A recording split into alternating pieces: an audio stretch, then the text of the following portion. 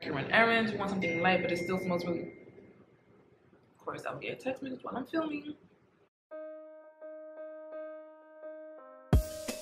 Hello, and welcome back to another video. If you are new here, my name is Renee, and welcome back to all my returning subscribers. Yes, we are slowly climbing up there, you know? Okay.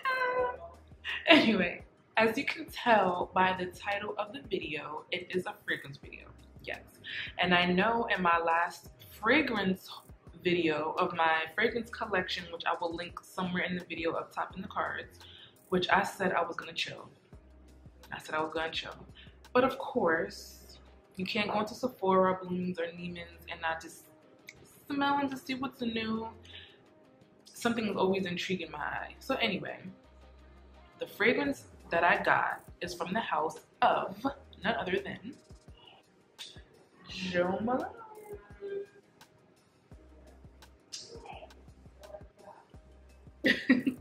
So I personally never liked Malone fragrances. I would always go into Sephora, go into Bloomies, wherever, and just smell them and just to see like what's all this hype about.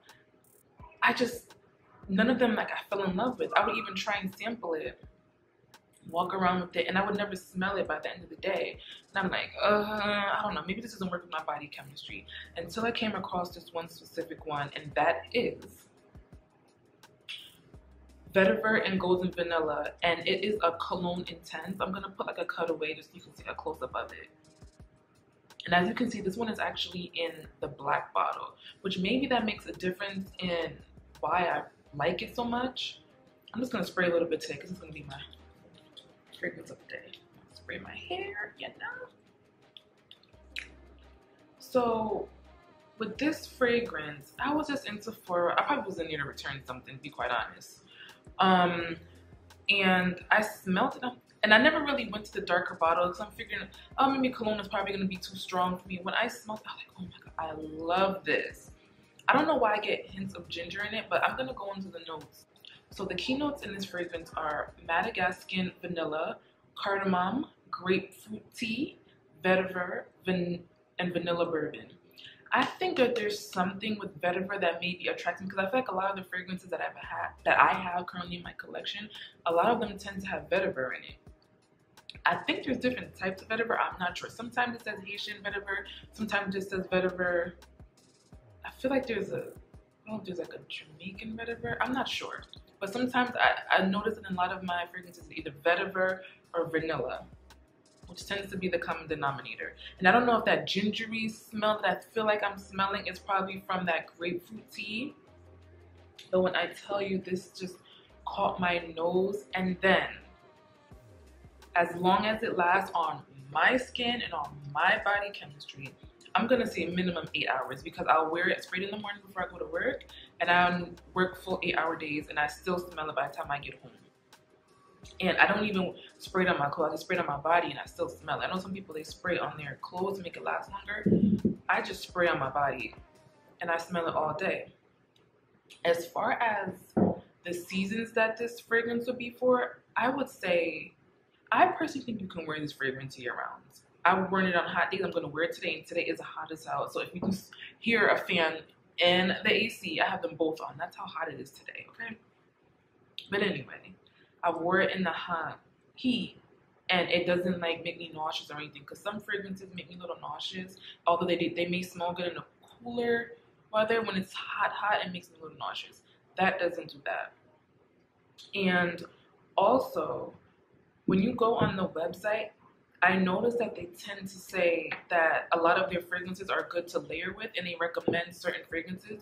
When you go on Jo Malone's website, you'll actually put in the fragrance that you have, and I believe you'll put in different keynotes that you tend to like, and then they will match you up with fragrances that they recommend layering this one with. Now, when I bought the fragrance, it came in this really pretty box as well as this really pretty bag. And they gave me a few samples as well. Sorry if the light is going in and out. I'm filming by the window. You know my lighting situation already. Up and down, still trying to figure it out. Anyway, they gave a few samples. So they gave the body and hand lotion of Peony and Blush Suede, And I think this may be my next purchase. I love it. It's not, it's like in the same family as the Vetiver and Golden Vanilla. What is it called? Yes, Vetiver and Golden Vanilla. I feel like it's in the same family, like a musky, vanilla type, unisex smelling, but still has that feminine undertouch of it. This I like to mix with it. I'm just gonna get some now on just a little bit because I already moisturized. This smells really clean too, like a clean musky smell. Can't be ashy, you know. And then next they gave the English Pear and Freezer sample of the hand and body lotion. They also gave like a fragrance of the perfume. I mean, they also gave a sample of the perfume. I have no idea what I did with it, and this smells really good too. It does. It's a little light, so if this is like a you're just gonna run out the door really quick, go to the supermarket, run errands, you want something light, but it still smells really. Of course, I'll get a text message while I'm filming. When I'm filming, people want to get loud, people want to text me, you want to hear every noise outside. There's always an interruption. Child. Anyway, it's good for if you're running out the door and you're just doing little errands and you just want to smell good, but nothing that's gonna like offend anyone. Then I would say this is a good one to have.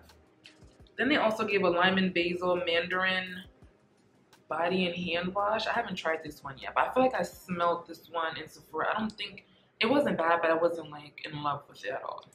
It was okay. So I purchased, so I don't think you can find these in every single Sephora. I know I initially smelled it in Sephora. It just depends on when you are. I went to other Sephoras, I didn't see it. I ended up buying it at Bloomingdale's because I have a store credit card there and you get your points and they always give you cash back that you can use towards other purchases. So I just went and bought it there. But it's available also at Sephora. I'm not sure if it's available in even. I'm not sure. I know definitely Sephora and Bloomingdale's for sure.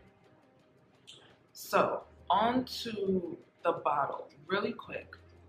I think there's something to fragrances that are in darker bottles. I feel there's some, I don't know if it's more intense or it lasts longer, but I definitely smell the difference between the bottles, the fragrances that are in the darker bottles and the fragrances that are in the lighter bottles.